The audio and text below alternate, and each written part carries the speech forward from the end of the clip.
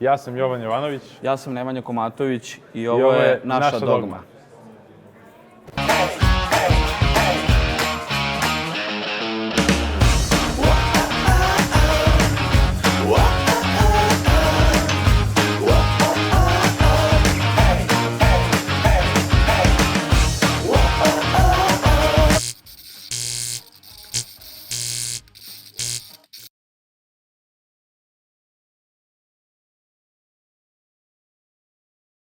Ja sam nekako uvek kroz život preferirao limenke zbog toga što su praktične, zato što se ne lome, brzo se hlade, a na kraju sad ispostavlja i da se one dobro recikliraju. Tako da je dobro za životnu sredinu. Zašto limenke? Pa limenke zato što su pre svega po svojoj DNK rebel, zato što su limenke lifestyle i zato što su limenke ubedljivo lepše od bilo kojeg ostalog pakovanja za piće.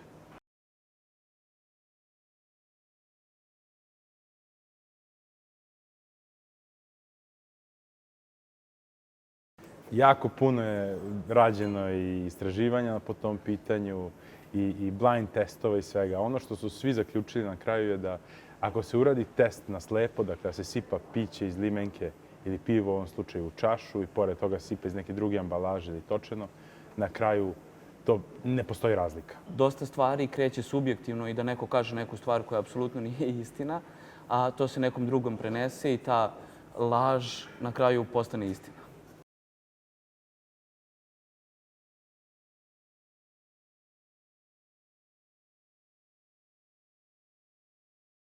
Pa, možda pokretanje industrije samo nije ključ. Ja mislim da je ključ pokretanje populacije koja konzumira pivo i edukacija te populacije zašto je to dobro i za životnu sredinu i da očuva to pivo na najbolji mogući način, a nakon toga i motivacija za industriju da što više pakuje tog piva u limenke.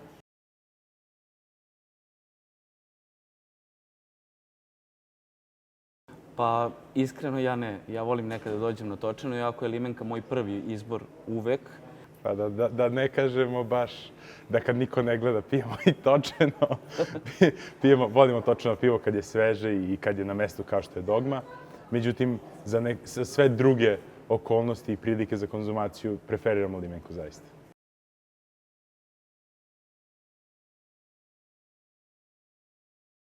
Pa ja ne bih rekao uopšte da nam je teško da recikliramo, jer radeći u RIKEN fondaciji i radeći u projektima koje su bitne za reciklažu, ljudi zaista imaju želju da recikliraju.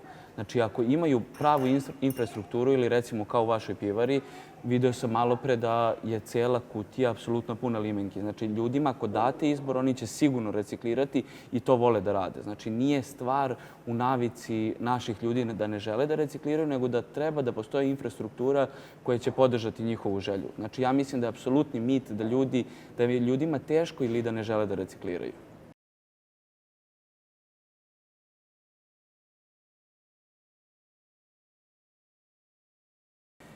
Trend reciklaže kod nas je takav da je limenka pakovanje koje se najviše reciklira i ne samo kod nas. Dosta stvari je isključivo posvećeno limenci ili takvom materijalu kao što je aluminijum, jer je aluminijum sam po sebi vredan. Limenka u bilo kojoj zemlji na svetu je daleko ispred bilo kojeg drugog pakovanja što se tiče reciklaže i suštinski naš materijal ili taj materijal koji je aluminijum diktira tempo reciklaže jer je najvredniji i stavljeno je na tržište pakovanje koje je najvrednije i koje se najviše reciklira. Mislim da druga pakovanja mogu da imaju problem sa tim recycling rate-om, što bi rekli, ali aluminijumska limenka je ubedljivo pakovanje pića koje se najviše reciklira na svetu i to je negde oko 70%.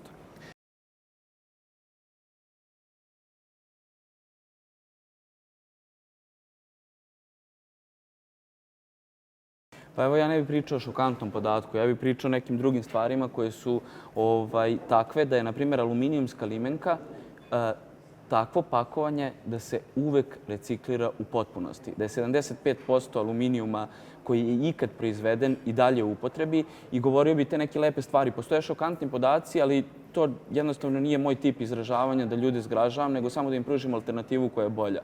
Ako pričamo o nečemu ili ako pričamo o tome da je u okeanima otpada toliko koliko i živog sveta, da ne targetiram koje je tačno, to bi ljude zgrozilo, ali to nije moj način filozofije ili nije moj način rešavanja bilo čega da nekog zgrozim ili da dam neki šokantan podatak, već da pružim alternativu i pružim ono šta jeste recikliranje aluminijuma.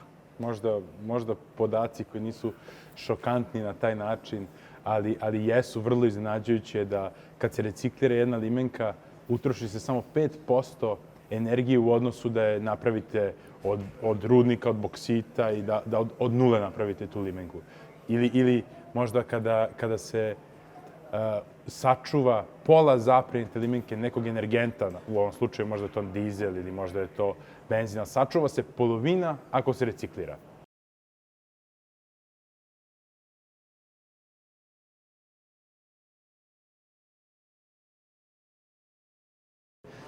Ja sam nekako od uvek imao svest šta je to otpad i da to nažalost negde završi, ne treba završi, ali posebno od kako radim u ovoj industriji se trudim da sačuvam sve te limenke, da ih odvojeno odnesem negde gde mogu da se recikliraju i da znam da im je put nekako sproveden na pravi način.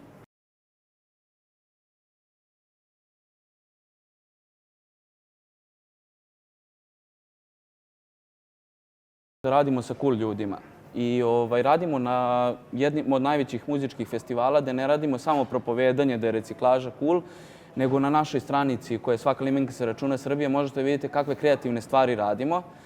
Ja sam takođe počastvovan i šta je cool reciklaža? Cool reciklaža je kada te Dogma prepozna, kada radiš reciklažu sa Dogmom i kada su to ljudi koji su suštinski mainstream i trendsetteri i žele da rade s tobom, žele da čuje svoju ideju i praviš projekte kao što je Super Can Fest ili promocije Hoptopoda u limenkama, tako da, cool je reciklaža zato što to radimo sa Dogmom i ostalim ljudima, naravno.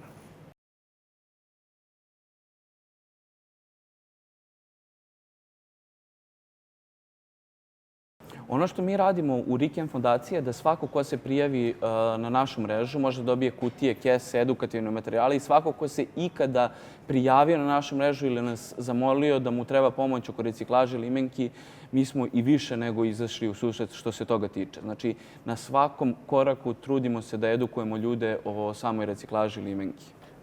Neka šira slika bi možda bila da se trudimo da budemo prisutni na velikim događajima gde ima puno javnosti, kao što su, ne znam, Beer Fest, Love Fest, Exit i tako dalje, i da komuniciramo na neke diskretne načine kako to sve ljudi mogu da pomognu i koliko je lako zapravo reciklirati limenku i zapravo koju ona vrednost nosi.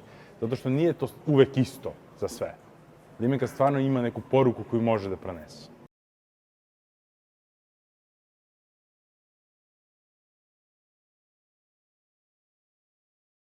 Ja nekako volim da kažem da kad smo u okruženju, da trošimo i da kupujemo nešto nam je potrebno za kuću i za domaćinstvo, da čisto samo budemo svesni o tome šta zapravo kupujemo i koja je to ambalaža i gde će ona završiti. Pa sad u ovom slučaju da, limenka možda i najbolje rešenje, ali generalno samo da se podigne malo svest o tome. Nije mali trik, nego je velika tema, ali male akcije pojedinaca. Moja dogma je, ne znam, neposrednost, direktnost, na kraju krajeva verovanje ljudima i razgovor sa njima. To je nešto što me uvek privlačilo i uvek sam imao taj nekonvencionalan način komunikacije i onako prilično otvorene karte sa svima sa kojima razgovaram. A ja bih volio da kažem da je moja dogma sloboda, možda ne u smislu Che Guevara, sloboda i revolucija, nego sloboda kretanja, sloboda izražavanja, da ti možeš da odeš, ne znam, da si sam svoj, da voziš bicikl, da voziš motor, da skijaš, da bilo šta radiš gde si sam sa prirodom, sam sa sobom i da imaš neku slobodu i vidika i osjećaja i da su ti sva čula zasićena slobodom. Eto, to je dogma. Pa krenut ću prvo ja. Ja sam saznao za vašu dogmu ili našu dogmu tako što me Jovan odveo još pre 3 godine ili više u Miners. Tada sam upoznao Vladu i od tada kreće ispisivanje o zajedničke istorije. Da, ja sam, obzirom da smo u industriji prisutni, znali smo otprilike koja je dogma, šta je dogma, ali sam imao tu priliku da imamo kolegu koji je prijatelj sa Fašketom i koji nas je upoznao i onda je krenula ta istorija da se ispisuje povodom svih ovih sad dešavanja najnovijih zajedničkih. Meni je omiljeno pivo bilo dugo i dalje je Miss Queens, ali tu postoji jedna metafizika u dogmi i postoji jedna stvar koja se zove hoptopod, koju čak ne bi mogao da ne nazovem ni alkoholno piće, nego serum istine. I Faške je taj koji je direktno zaslužan za to što je hoptopod takav proizvod da posle 3 popijena piva jednostavno sa svima lepo komunicirate i kažete šta vam je najgotivnije ili koje su vaše stvari koje vas pokreću i sve to. Znači, ja bih nazvao hoptopod ne pivo, ne alkoholno piće, nego serum istine. Pa ja bih nazvao hoptopod, to je prosto umetnost, jel? To je umetničko delo, ali obzirom se radi ovde o omiljenom pivu, moje omiljeno pivo je Albino. Ne, o hoptopodu bi trebao čitav jedan serijal Moje dogme da bude ispočetka. Zašto volite hoptopod? Tako da je to ja sam upoznao puno proizvoda, puno brendova i njihovih flagshipova, ali najjači flagship bilo kojeg brenda je svakako hoptopod.